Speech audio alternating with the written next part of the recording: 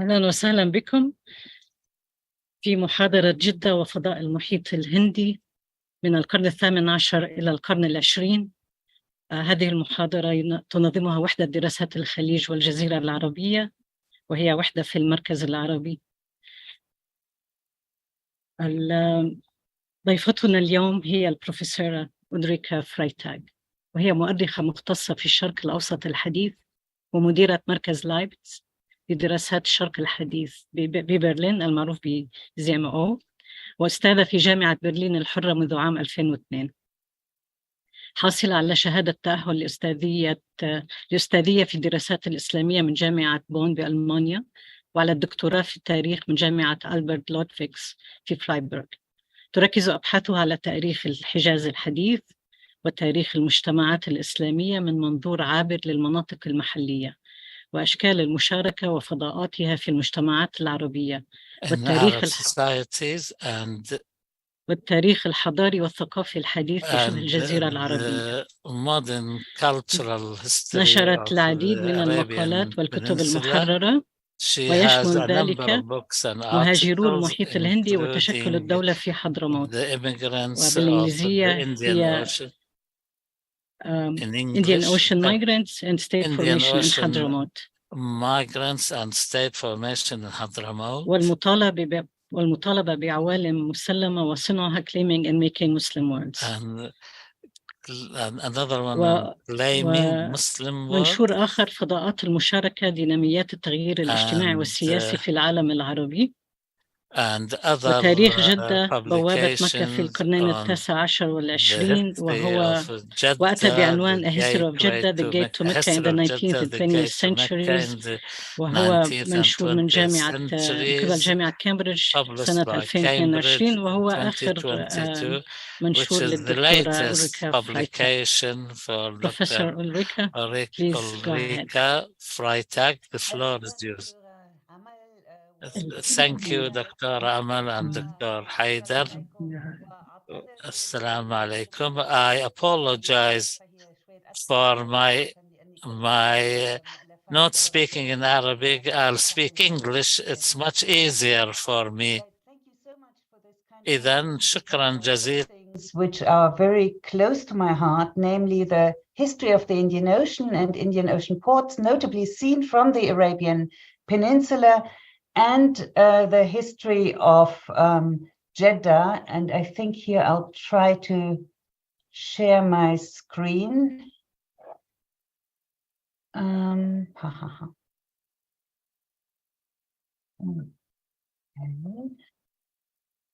And I hope you can see it. And because this lecture will also give me a chance to, in a sense, advertise my recent work on Jeddah, which was published in 2020, as Dr. Amal already mentioned. I don't know, can you see that I've changed my slide just to be on the safe side? Okay.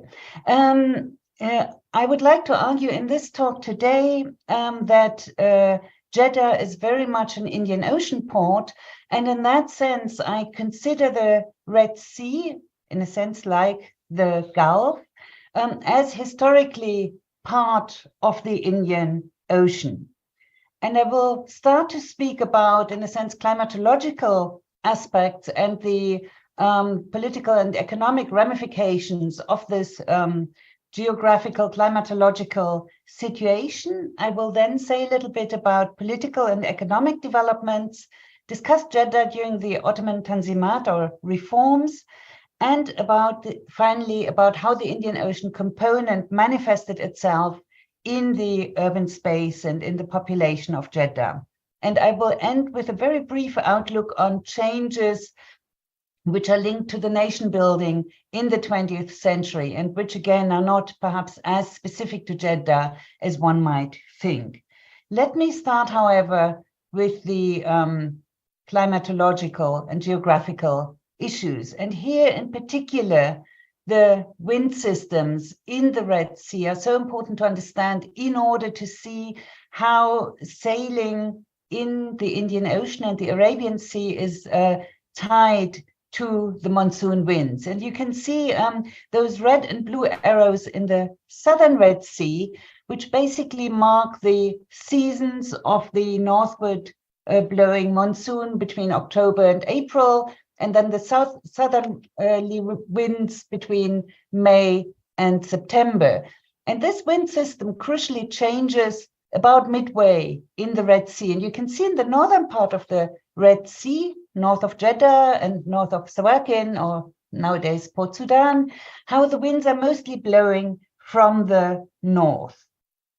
And that basically meant that Jeddah was very much, Jeddah was a port where ships from the Indian Ocean could actually get. But to sail north, you needed, first of all, a different type of craft. Usually it was smaller boats, which were more easy to maneuver, also because the northern Red Sea has more coral reefs than the southern Red Sea. And I'm not a specialist. I actually tried yesterday to find images of the different types of dhows sailing the northern and the southern part of the Red Sea. And perhaps among the audience, there are people who know more about this than I do. Now let's look now at the wider Indian Ocean context, where you can see the main sailing routes. And of course, sailing was the main mode of transport until actually the middle of the 19th century, and to a large extent it continued well into the 20th century. The Red Sea was an outlet of goods from Egypt and the Mediterranean to the Indian Ocean, and on the other hand it was, and again very much like the Gulf, a place through which goods from the Indian Ocean, initially particularly spices, but of course also coffee, cotton, rice, and other goods, were exported northwards into the Ottoman Empire, into the Mediterranean, and henceforth also to Europe and beyond. And of course, it's also an outlet to some extent of local goods, although I suppose Basra dates are much more famous than anything coming from the Hijaz. Now, if we look more closely at the Red Sea, you can see that there are quite a number of ports. There's, of course, Mecca and Sawakin, which I mentioned, but there's also to the south, Jeddah and Sawakin, but to the south, there's Alith, there's Qunfuda, to the north, there's Yanbur. These are all ports. On the other side, there's Massawa. These are all ports which would still be able to serve the same functions as Jeddah did. And before the introduction of steamships, in a sense, these ports very often had to provide certain services, but they weren't as important as now, as present-day harbors with big fixed installations. Very often it was a safer anchorage, and then somehow goods could be transported to the shore, which basically also means, and some routes to the hinterland. And this basically also means that ports were relatively mobile. If the political conditions were not right, ships could rather easily find alternatives, and merchants could as well. And you can see that if you look at the names of merchants in those different ports, you find very much the same names, the same families of merchants in Jeddah as you find in Sawakin and Massawa, and to some extent even further down towards Yemen, as well as further north.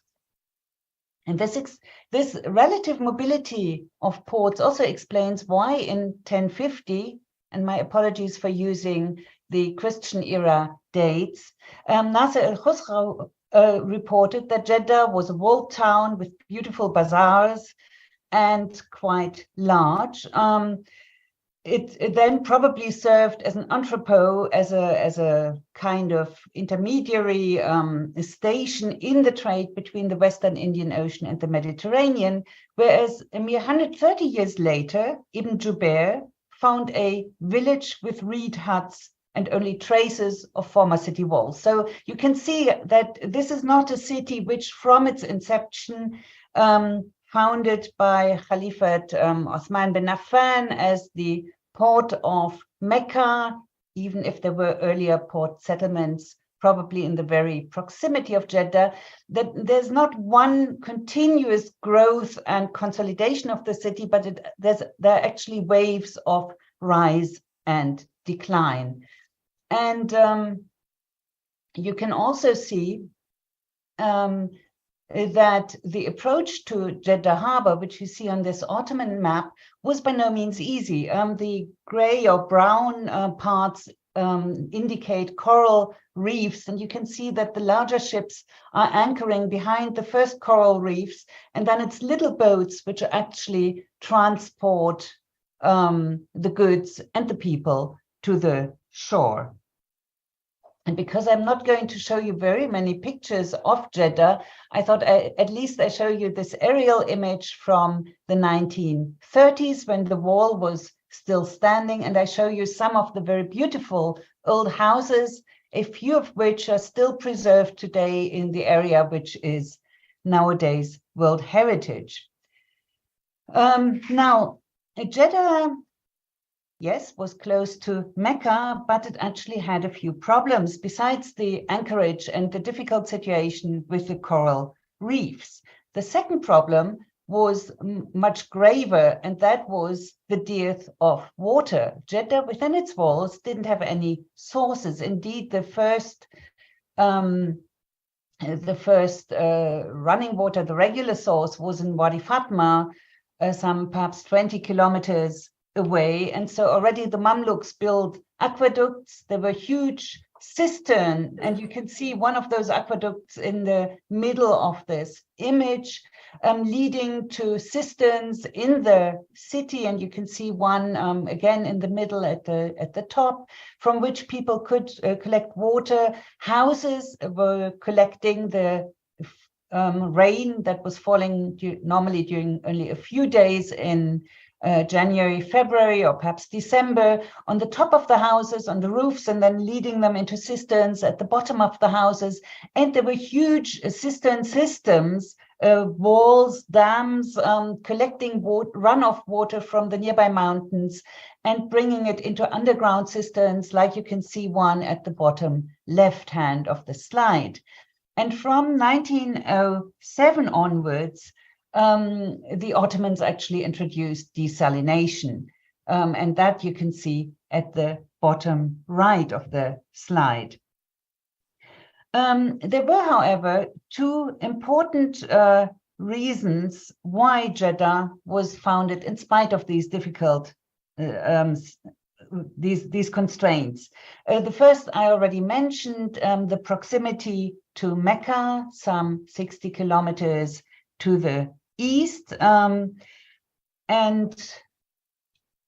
I just want to show you the pilgrimage routes which were actually leading to Jeddah and to Mecca, and you can see that many of the African pilgrims would travel down the would either come out at Suakin and then have to cross, so they would need a port such as Jeddah, and many of the caravan routes also would be heading to Mecca, but then also if traders were in these caravans, they would either through Mecca trade with Jeddah or perhaps even pass by Jeddah. Of course, the sea was mainly important for those people coming either from Africa or from further south from the Indian Ocean. Most other people preferred to travel by caravan, even people from Central Asia. And this is something which only changed with the introduction of steam shipping and railways, that is in the 19th and 20th centuries. And of course, the introduction of steam shipping and railways also much shortened the journeys. If we are talking about pilgrims from Southeast Asia, from present-day Malaysia and Indonesia, the journey shortened from sometimes 2 years, because people had always to wait for the Mausim to be able to sail towards Arabia and then to wait for another Mausim to sail back towards Indonesia via India. It was shortened from 1 to 2 years to something like 2 or 3 months. And this actually meant that in particular from Indonesia, but also from India and Central Asia, you see a huge increase in the number of pilgrims in the course of the 19th century. And this is something which actually kept Jeddah going even after or because of the introduction of steam shipping, because otherwise, in terms of trade, the other major function of the city, the steamships posed a bit of a problem, because as their reach became longer, and this is a process really happening mainly after the 1870s or 80s, that you have steamships which have a further reach. They then started to bypass Jeddah and sail directly, or steam rather, directly from Aden to Suez, which of course also is linked to the political developments, namely the massive expansion, particularly of the British Empire,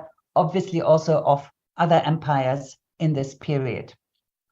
Now, the second condition for the enhanced role of Jeddah was Ottoman rule. And in terms of longevity of Ottoman rule, Jeddah differs considerably from the Gulf, except for the area of southern Iraq, of course. This Ottoman rule was partly a result of the Ottoman interest in the Indian Ocean trade and the domination of Yemen. Indeed, after Yemen was lost in the 17th century, the Ottomans reconquered it in the 19th, using Jeddah harbor as a major transshipment point. But of course, the major Ottoman interest in the Hijaz was the control of the two holymost cities of Islam, of Mecca and Medina. And here, and this was symbolized, here you can see the Suez Canal, you can see the arrival of pilgrims, and actually a steamer with pilgrims on board. It wasn't a very comfortable journey, but the pilgrimage not only provided legitimacy, it was also something which manifested Ottoman rule on the ground. And what you can see on this slide is the arrival of the Egyptian mahmal, a buyer which carries the cloth for the Kaaba in Jeddah, something which was really not only celebrated as it departed Cairo, but also celebrated very much as it arrived in Jeddah and then all the way to Mecca. And indeed, actually, the celebrations surrounding the mahmal led to its banishing after 1926 by the new Saudi authorities.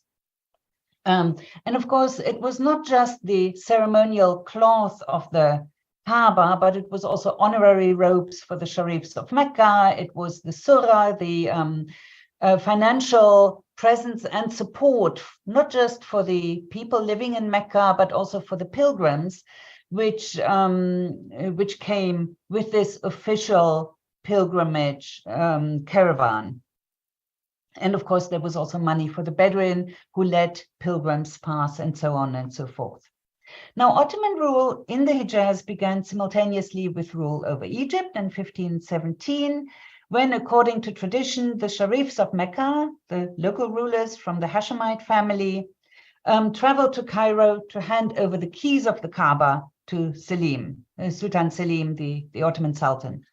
As the Ottomans had already earlier prepared a fleet to support the Mamluks, who were trying to fight off the Portuguese, who at that time were trying to dominate trade in the Indian Ocean, an alliance with the Ottomans was in the obvious interest of the Sharifs. The move also allowed them to maintain their role as the de facto local rulers of Mecca and Medina, as long as they recognized Ottoman suzerainty and, more contested through the centuries, shared the customs of Jeddah with the Ottomans. This guaranteed continued Muslim rule in the Hijaz, although the limitation of Red Sea shipping to Muslim merchants could not be defended for long. And that had been one of the aims of the Mamluks and then, of course, of the Ottomans. So European merchants managed to establish themselves, particularly in Mocha, as the consumption of coffee spread from the Ottoman Empire to Central and Western Europe in the 17th century. However, Jeddah and the sea north of it remained a reserve of Muslim merchants. And this basically meant that all Muslims trading in Jeddah were Muslim, many Gujaratis, for example, but also Persians, and of course, many Egyptians, and of course, also some locals. The East India Company also traded with Jeddah, although mainly through Muslim merchants. And this meant that quite a few Indian Muslims settled in Jeddah. As trade expanded in the 19th century, it was estimated that as many as 500 Indian Muslims were resident in a town of about 10,000 inhabitants, whereas the ships sailing to the north of Jeddah were mainly Egyptian and Ottoman. Jeddah also became the port where the Ottoman Empire for a very long time charged customs on all goods from the Indian Ocean transiting into the Ottoman Empire, but also transiting then into the Mediterranean. And that had cemented its role as a major entrepot in the trade between the Indian Ocean and the Mediterranean. Jeddah lost this role gradually in the 1830s and 40s when European ships started to ply the waters north of Jeddah. And this has to be seen in the wider context of the so-called opening, that's the Western perspective, of course, of the Red Sea in the wider imperial contest for control of sea routes and lands. And of course, from a British perspective, all of this is about the sea route to India. And this is also the time when the British started to negotiate with the different sheikhs in the Gulf and occupied Aden. It's also the point in time, and no coincidence, of course, when the first Western consulates were established in Jeddah. Western consulates from Britain and France, first of all. And it's interesting to see that the first British consul was a representative of the British East India Company, which had been established in Jeddah at an uncertain point in time, probably in the 1820s. And in this respect, Jeddah actually was the furthest outpost of the British Indian Empire, at least if viewed from Calcutta. And again, here, this is quite a comparative aspect, also if we look at the Gulf and the British residencies there. Ottoman rule had been executed through Egypt. And Egypt remained crucial for things happening in Jeddah even after Muhammad Ali Pasha and his descendants, the Khedives, became less dependent on the Ottoman Empire. So Muhammad Ali, for example, was also the one who defended the Hijaz, the Ottoman Hijaz, against the first Wahhabi state or the first Saudi state. However, after the 1840s, the Ottoman commanders were sent more regularly from Istanbul, and they asserted more control vis-a-vis the Sharifs. And during the Tanzimat, Jeddah received its fair share, actually, of reforms. And I'll just very briefly show you some of this. You can see here on the left a map drawn up by Ottoman engineers. And you can see towards the sea, which is on the left, this empty space at the bottom, but also these two rows of huge structures. And these are commercial ahwash, commercial, well, in other places they would be called wikalas or khans, where the not only the major merchants were, but also where the government was keeping its stores, where the customs office was built, and on the right, and you see throughout the 1860s to the end of the Ottoman Empire, how there's almost constant construction work in the port area. Here on the right, you see a picture of celebrations opening a new customs and sanitary complex in this port area, situated in this part which is still fairly empty on the map. You can see here another view of this area, and you can see how it's newly and nicely constructed. Here we have the arrival of pilgrims who first have to fight for their luggage, which is brought again on these little boats, but then have to queue in order to get sanitary clearance. This is a later picture because there are not that many photographs from the 1880s. Whoops. And here you can see a new hospital, which was actually constructed in the early 20th century. And this was one of the major concerns, of course, not just of the Ottomans, but also of the Western imperial powers, that the health of pilgrims would be preserved, basically because they were afraid that cholera would spread once again to Europe. They weren't so interested to know about British ships bypassing all the quarantine and thereby actually spreading cholera. At that time, and until the early 20th century, there were no hotels in Jeddah. So the pilgrims would stay in the individual houses, guided by pilgrim guides who would also arrange for their onward transport to Mecca, and who often were from the areas of origin of the pilgrims. Besides the houses, particularly poor pilgrims could also stay in so-called arbita or ribats, which looked a little bit like this, newly renovated ones. They would have a courtyard and then individual rooms, often on 2 different levels, to accommodate poor pilgrims. And these arbita actually are another witness to the immense diversity of the population of Jeddah and of the pilgrims, of course. Some of them are named by those people who endowed them. So you have a Ribat Badib, probably a Hadrami because of the Ba. You have 2 Ribat al-Khunji, which points to the Indian origin of the person who endowed it. But others would be called Ribat al-Sumal, Ribat al-Hadarima, al-Hunud, etc. So this leads me to the theme of the cosmopolitan population of Jeddah. I already mentioned the Indian merchants. And from the early Islamic and probably even the pre-Islamic period, there was always a trickle of merchants and pilgrims who came, sometimes stayed a while and left again, but some of them usually stayed on in Jeddah, be it as representatives of merchant houses, be it as poor pilgrims who couldn't actually afford to travel back. From the mid-19th century, that trickle swelled with the increase, the general increase in traffic. And I mentioned the steamships as a major, and I mean the general globalization which came with the spread of empires. It's much more complex than this, but I'll keep it here. So what we can see is that the population of about 10 to 15,000 at the beginning of the 19th century swelled to about 25,000 by the end of it. Many of these newcomers were merchant families who became household names in the 20th century. And I'll just give you one example. The Ali Reza family, which hails from Kamustaj in present-day Iran, and through Bandar Linge came to Jeddah. Now, one branch of them came to Jeddah, I should say, and others went to Bahrain and went to Kuwait. Others went to Bombay. And from Jeddah, actually, one became an Ottoman deputy in the Ottoman parliament, and then actually went back to Istanbul to live there after the Ottoman Empire was dismembered.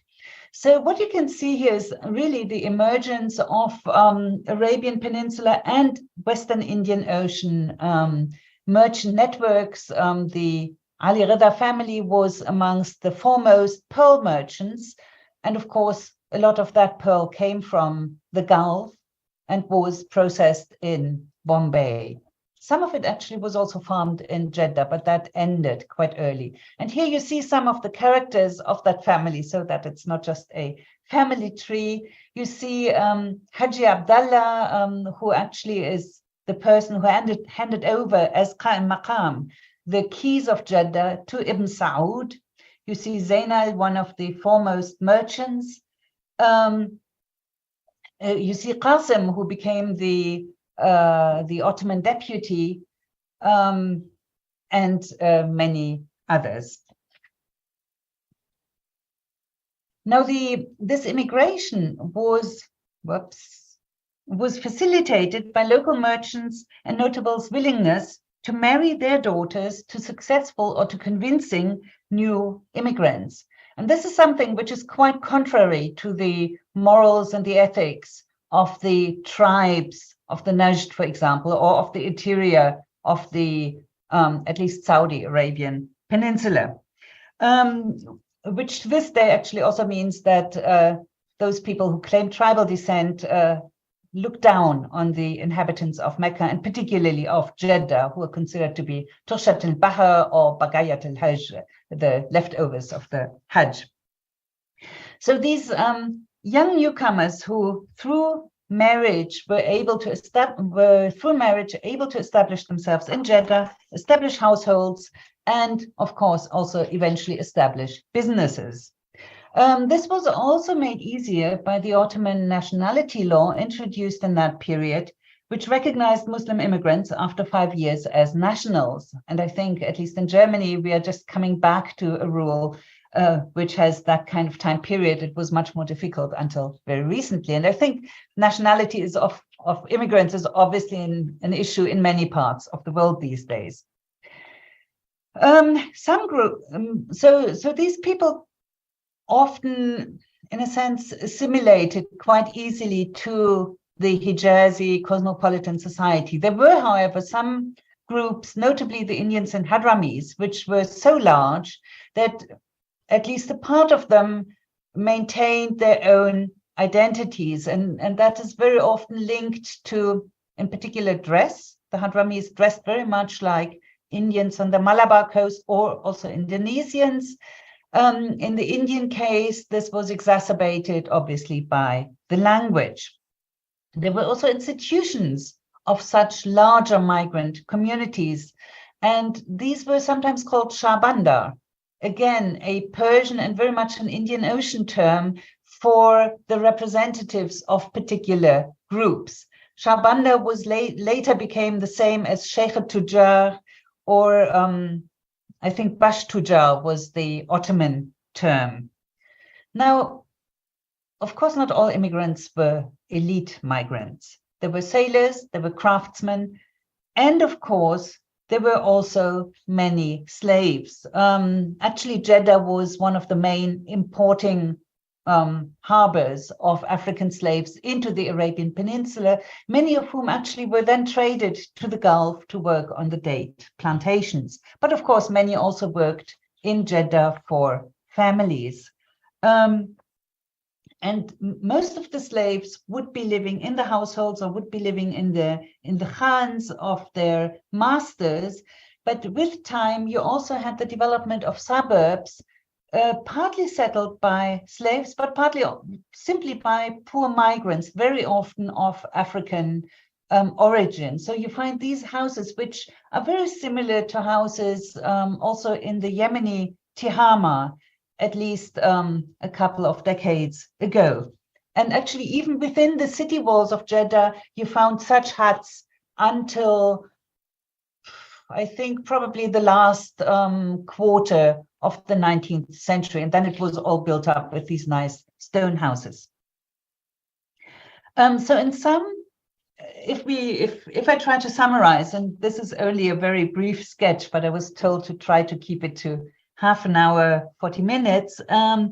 The city was looking more towards the sea in terms of its population, in terms of its institutions, than it was looking towards the interior, although it was so important as a transient point towards Mecca. And this whole connection overland really warrants a separate lecture.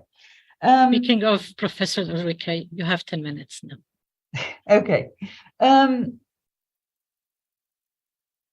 I should mention that this tendency of the Jeddawi society to accommodate newcomers caused a great headache to the foreign consuls whom I mentioned earlier.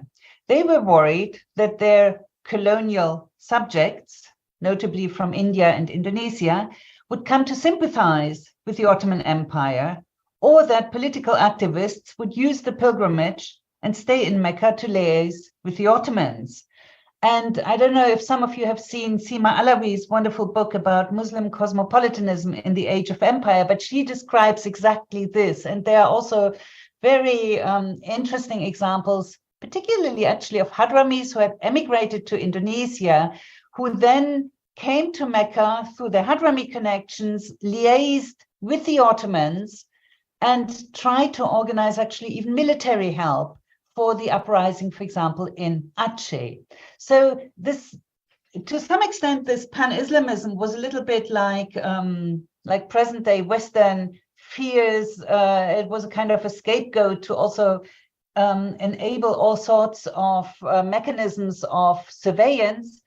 But there was also this other side that indeed the Hijaz was that place where Muslims from many regions met, where they exchanged about the difficulties they were encountering with the imperial powers, and of course tried to organize a certain modicum of resistance. Let me finally conclude by having a very brief look at Saudi rule. And I'll start with this, I'll start with this image of the handover, or briefly after the handover of the keys of Mecca to Ibn Saud. There was an interlude after the demise of the Ottoman Empire and the Thawra Arabiya Kubra, the Great Arab Revolt after 1916. There was a period of about 10 years when the Sharifs of Mecca actually exercised authority and made themselves so deeply unpopular in the local population that the guy you see on the left, Abdallah Ali Reza, actually was among those who organized almost a rebellion, a kind of political party, which first got the Sharif Hussein bin Ali and then his son to actually abdicate, and they organized the handover of the keys to Ibn Saud. I think this image is also interesting because it actually shows the difference in dress. And I think that very nicely illustrates the kind of cultural difference between very self-consciously urban, cosmopolitan, civilized, Madani in the very best sense of the word, merchants in Jeddah, and then somebody who very much was the leader of a rising Bedouin, or tribal at least, kingdom. And actually the turban will reappear at the very end of my talk again. Now, the handover to the Saudis from an urban perspective led only to incremental change. So whenever Ibn Saud came into town, the Mutawafin would also come, and they would prohibit such things that had become quite dear to the Jedawis, like radios and music, cigarette smoking, the coffee shops were closed, those kinds of things. And then whenever Ibn Saud left again, the Hay'a went with him, and the local morality took over again. Now, the oil boom started in real for Saudi Arabia after the Second World War. Oil was discovered beforehand. There was a little bit of export, but then the war broke out, so that really hampered the rapid development. So after 1945, you really see a rather rapid increase in revenues. And Jeddah was really the place in Saudi Arabia which became, in a sense, the kind of economic capital. All the embassies were there, the foreign office was there, the foreign companies had usually the headquarters there, although Saudi Aramco and the oil was, of course, in the eastern province on the Gulf Coast. And what we can really say is that there was a kind of conservative modernization with this oil boom. The city walls were destroyed, roads were built, new quarters developed. And in the 1980s, and I don't need to rehash the Saudi history here, there was a more conservative turn. Also, all the embassies moved to Riyadh. Riyadh really emerged more and more as the also economic capital of the country.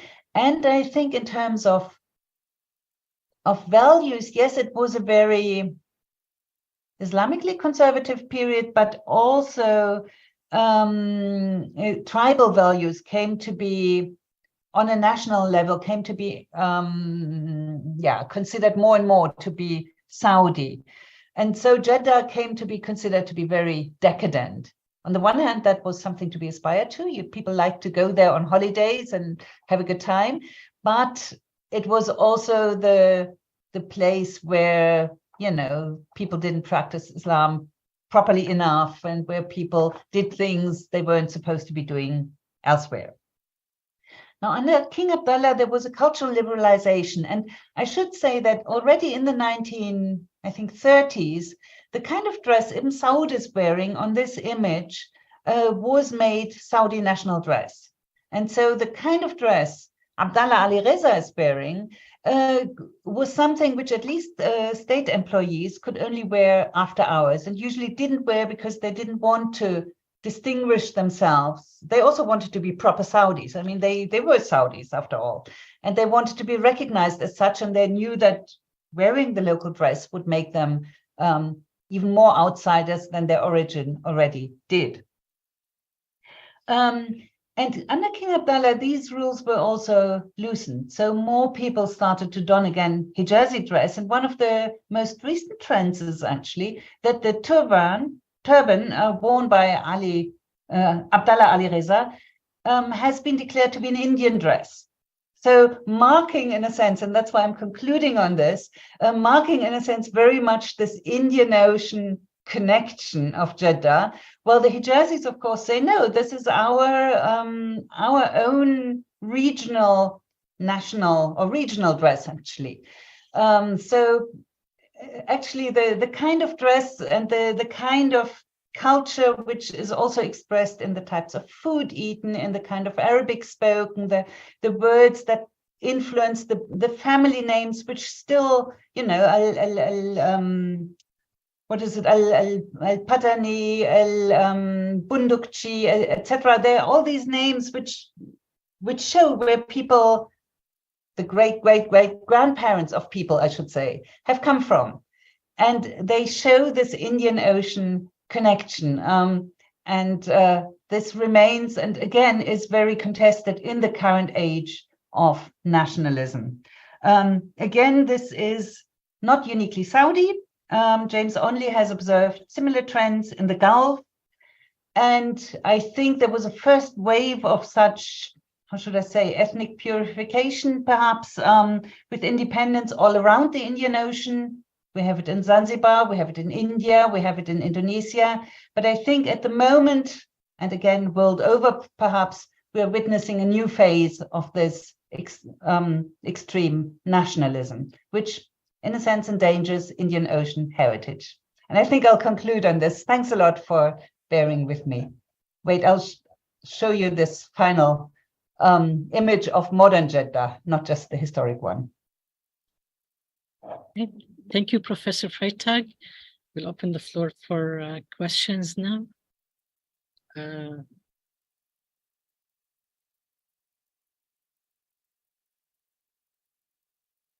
انتظر رفع الأيادي.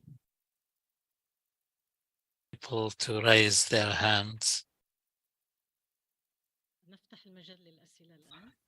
We open the floor now. Dr. Haidar, the floor is yours.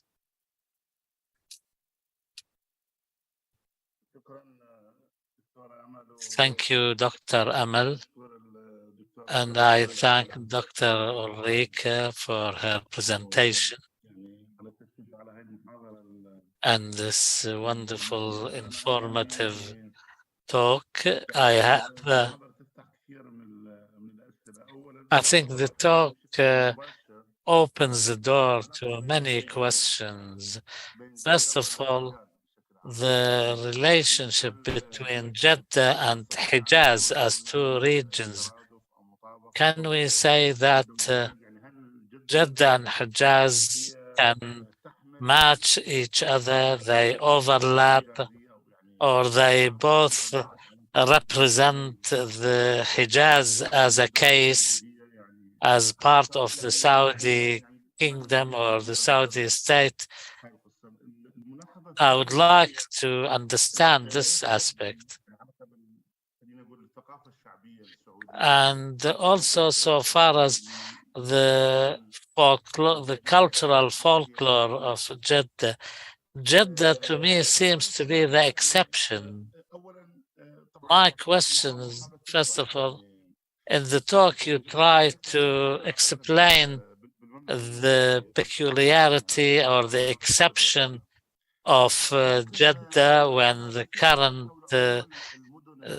state was established, but so far as the open space, the basic open space like Dubai, Kuwait, Jeddah, Doha, in the Gulf region, the traditional, in Hijaz, the sacred places in Hijaz did not play the same role in the modern history in the latter part of the 20th century and the early part of the 21st.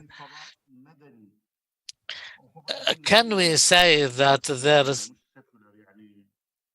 if we're talking about a temporal space, not secular, I don't mean secular, I mean this kind of when the behavior is not typically Islamic or conservatively Islamic, the kind that cities, the kind of role that cities like Mecca and Medina cannot play because of their sacred nature.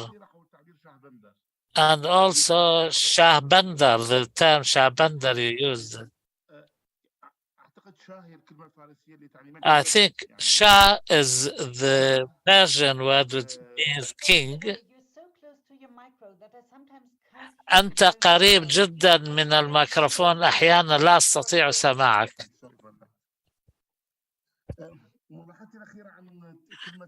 My last observation is about the word or the term Shah Bandar. I think it means it's a Persian translation of a Persian word. Shah means king and Bandar means port. So literally, does it mean that the port king, or was this part of the social organization before the modern state or not? If in some other parts of the region, the system of government was based on the system of the Shah Bandar, but this did not happen in Jeddah. For example, the historical personalities, Shah Bandars, played a role. Shall I reply now? How does Jeddah represent the case or the cause of Hijaz? It's a difficult question. Most of the inhabitants now are new migrants. There is a number of traditional families which represent, they feel that they are neglected or they've been ignored compared to the people of Najd. And the same thing you hear from the older inhabitants of Mecca, despite the fact that the changes, the urban developments in Mecca are through central planning, but it's done in collaboration with some properties and lands in the same city.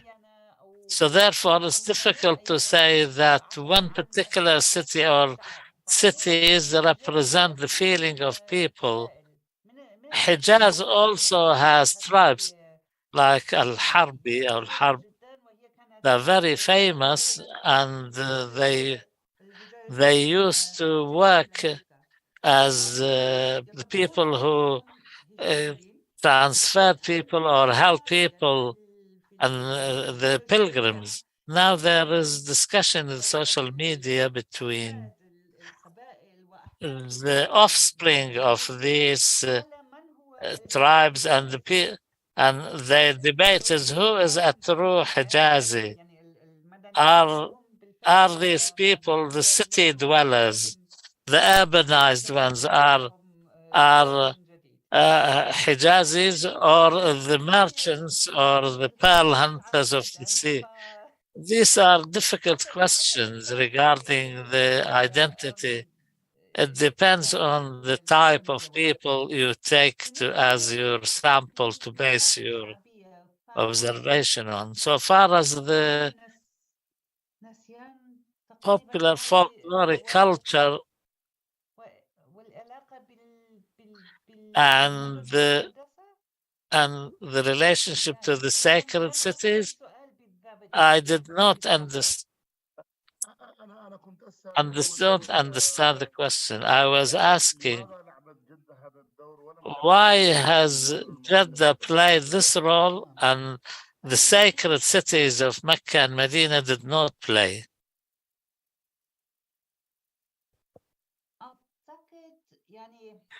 I think so far as the identity is concerned, I think anybody who says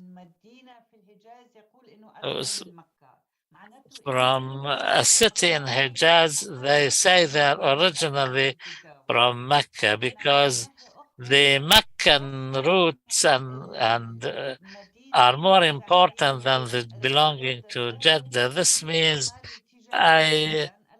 for example, a city which is not sacred, which is on the shore, which is a place for trade, is looked at differently. For this reason, Jeddah I think, played this role more than the sacred cities. The term Shabandar has changed from its Indian and Persian Farsi when it reached, by the time it reached the Ottoman Empire. Shabandar as a term was given on the chief merchant. He had a role to play within the Ottoman system of governance, but he was not in charge of the port.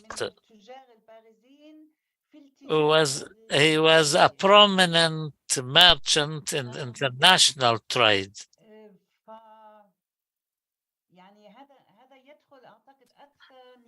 And this, I think, has more to do with the part of the tradesmanship, craftsmanship in the Ottoman Empire, more than with the person in charge of collecting tax or fees at the airport. We have a question from Dr. Freitag, lodges or Sufi educational circles in Jeddah, so there were many poor pilgrims, as you said, leftovers of the Hajj. And in general, I wanted to ask about Islamic education in Jeddah. Could it be somehow compared to those educational centers which were famous in Mecca and Medina? Should I answer in English or in Arabic? Yeah, either. We have the translator. لأنه السؤال كان مطروح الآن بالإنجليزي. فلا أدري إذا As you wish. بالنسبة للصوفيين صح كانوا في Sufis are concerned. They had many, I don't know if they were called Arbita or it's not the word Takiya, which is not a mosque, it's smaller than a mosque. I think they definitely played the same role as a order and like a house where they provided accommodation for the pilgrims. And as for teaching or education, Jeddah had small schools, very simple schools. At the latter part of the 19th century, the educated class in Jeddah noticed that the education centers or higher education centers for Islamic teaching are very few compared to Egypt or the Orient, the Levant, or India. So there was a lack of these schools, scarcity of these schools. For this reason, some of the educated people started some private schools, partly to provide religious teaching and to provide teaching in the Arabic language. Maybe this was part of the nationalist approach, if not pan-nationalist. Also to teach some subjects like sciences and others which are important for the traders, for mathematics, geography. So generally speaking, the education system was not considered one of the important things for the inhabitants of Jeddah. The first school I found about is called Al-Falah School. Used to pay the parents to allow their children to attend the school. Okay. We have Abdu Musa. لدينا عبدو موسى. Thank you, Dr. Amal. Thank you, Dr. Ulrike. A question based on a simple observation that so far as the arts are concerned, there is a similarity in the arts of the port cities on the Red Sea and the Indian Ocean. They are influenced by the Indian, like in Jeddah, they are linked to Suez, Aden, Yambo, and Muscat. This observation can lead us to that they all are engaged in sea merchanting, and is there a relationship between the development of this trade, sea trade, and the developments of these arts? And also when the Suez Canal came into existence, attracted Jeddah into a Mediterranean atmosphere, maybe. Please correct me if I'm wrong.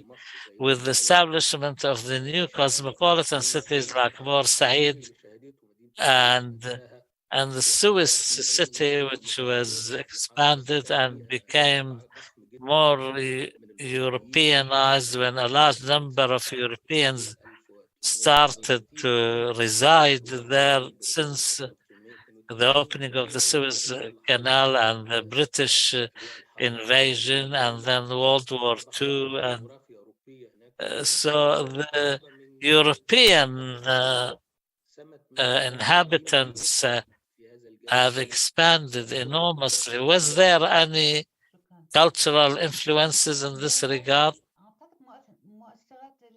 I think the European influence were minimal, very little, until about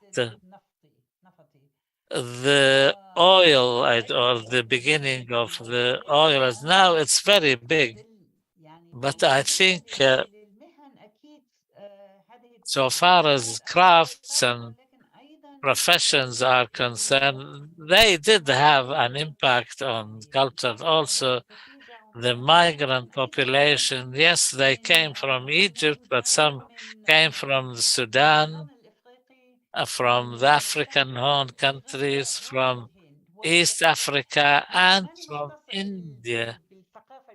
I am not an expert on cultural folklore and popular culture, but some of the popular games that the people engaged in are similar to what is known in Sudan or southern Egypt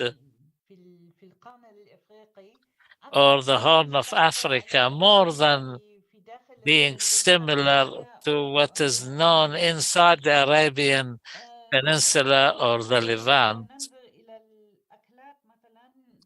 But if you look at the cuisine, we will find that rice, biryani, and types of Indian bread are very well known. So it all depends on the kind of culture. You will find different influences. If we want to talk about the education side, the number of newspapers which entered into Jeddah were very little, and they were published in Mecca at the latter part of the 19th century. And we noticed that there were some journalists who came from Syria and Egypt. Muhaddin al-Khatib, for example, he is both Egyptian and Syrian. This is at the higher educated level.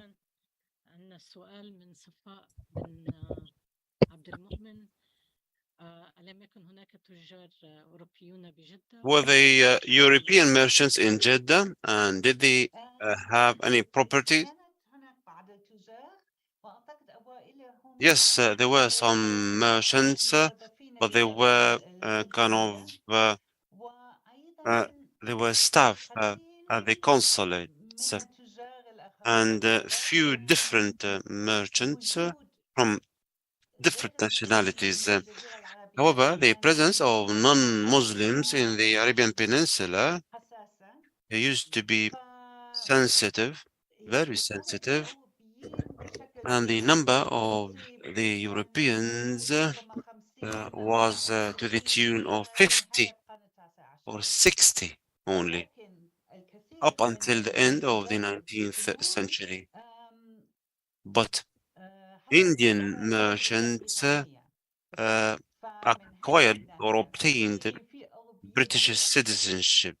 And thus, the number of the Europeans, if we take into consideration the British Indians, would have been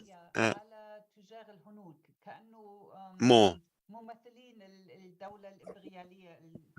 And this has affected also the Indian merchants as if they were the representatives of the British Empire. In the middle of the 19th century, we had Greek merchants who came from Egypt,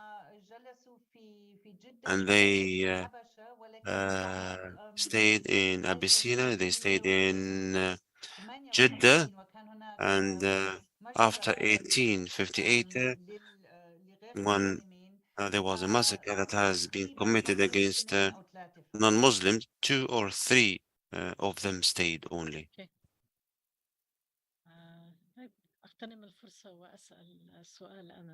Okay, I shall ask a question myself.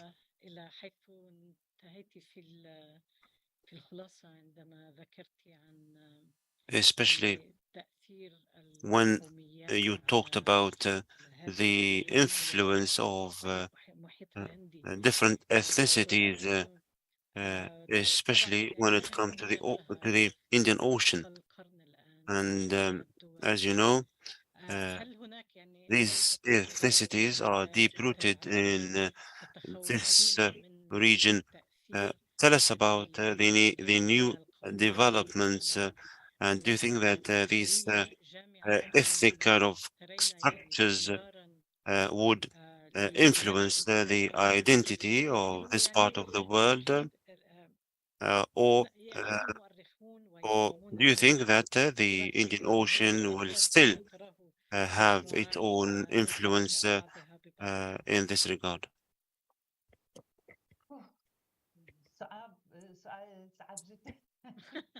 It's a very difficult question you've posed.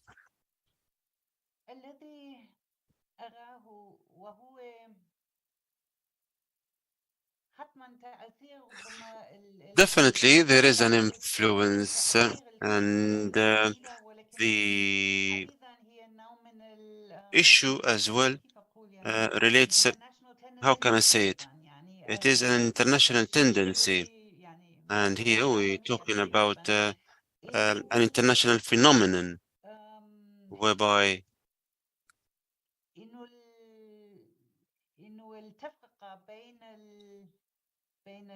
whereby differentiating between the indigenous people and the foreigners,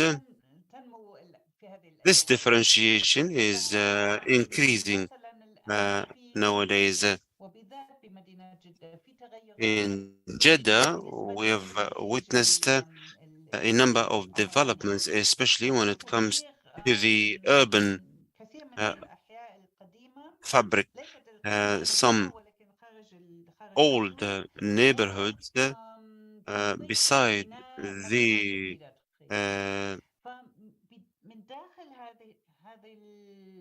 beside different areas are being demolished, and new buildings have been erected. So there was a debate about the inhabitants of such neighborhoods.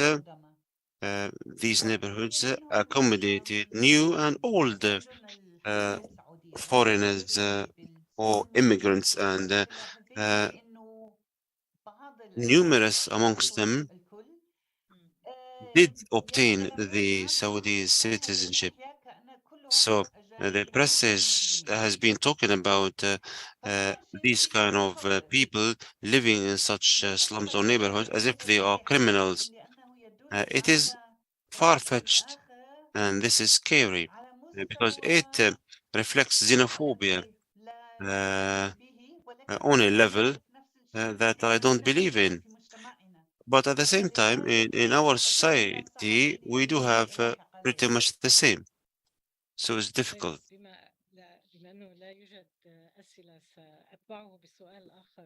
Okay, there are no questions, but I shall ask a second question. Do you think that the idea of the Indian Ocean as a collective melting pot of such ethnicities is pertinent to the political economy? And do you think that the political economy might play a role in the preservation of the Indian Ocean slash belonging? Do you think that the political economy in these societies plays a major role in the coherence, whereby the idea of the Indian Ocean will be perpetuated forever, perhaps? Yes, to a certain extent, and yes, the new Silk Road that China has embarked on.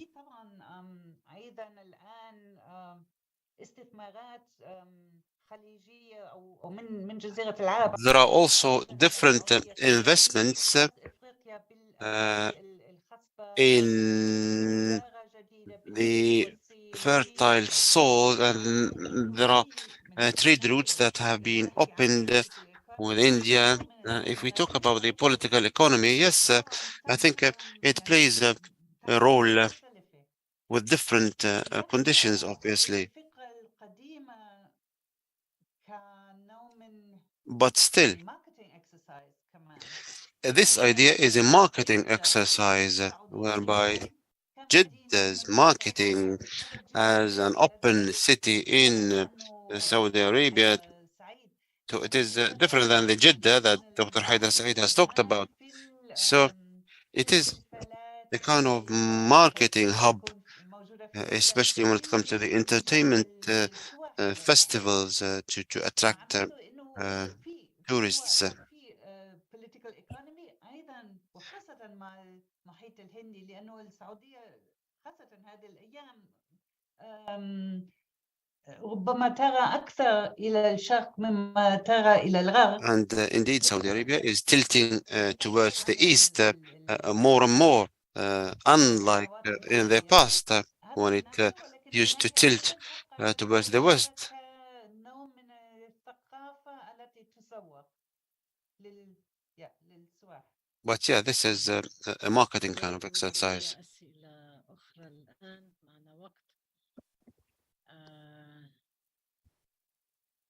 We have other questions now. Okay. Did you find any positive contribution of African immigrants and هل merchants, هنالك أي مشاركات إيجابية من القرن الأفريقي بخلاف كونهم عبيد ويعيشون في أحياء صفيح؟ في ناس Yes. يعني أنا لم بصراحة أنا لم أدرس كل. Frankly speaking, I haven't studied all the families, but I think of an African family from Western Africa rather than Eastern Africa. But still, from Eastern Africa, we had families who worked in the pilgrims related agencies, and this family has built mosques and created associations and so on and so forth. I did not say that the Africans were slaves per se, despite the fact that this is how they are portrayed, but the pilgrims from Africa were endangered more than others. They could have been taken hostages or abducted and sold as slaves. However, as far as their influence, but indeed they have influenced some Sufi-related orders. The Zagh, for example, is not only in Aden and Hadramaut, and it is in Jeddah as well, as I heard. And this is a cultural impact of Africa in Jeddah and in Hijaz by and large. There's a comment from Safa bin Abdul Mu'min, and she asked a question earlier. She said that the European impact followed the oil boom.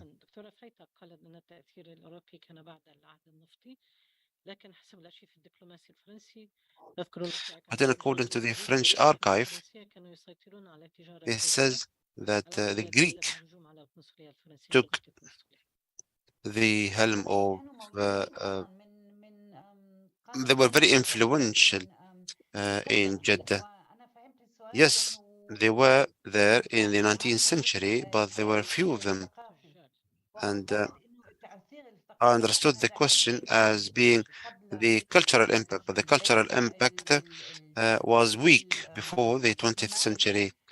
But the diplomatic presence since the 70s of the 19th century, we had different issues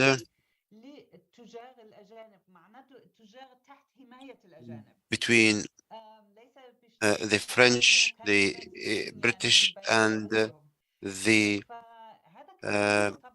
Ottomans as far as protecting their own merchants is concerned. That doesn't mean that all the merchants were French or English or British or Ottomans, but there were certain merchants that were protected by these countries. The British Council, for example, participated in some of the efforts to protect some Indian merchants, and what followed was a massacre as well. Any further questions? Okay, I would like to thank you, Professor. Your lecture has been indeed invaluable. The journey of Jeddah and how it was impacted, and we were glad of receiving you, and we hope we see you again, and thank you all very much. Thank you very much all. Wa Ramadan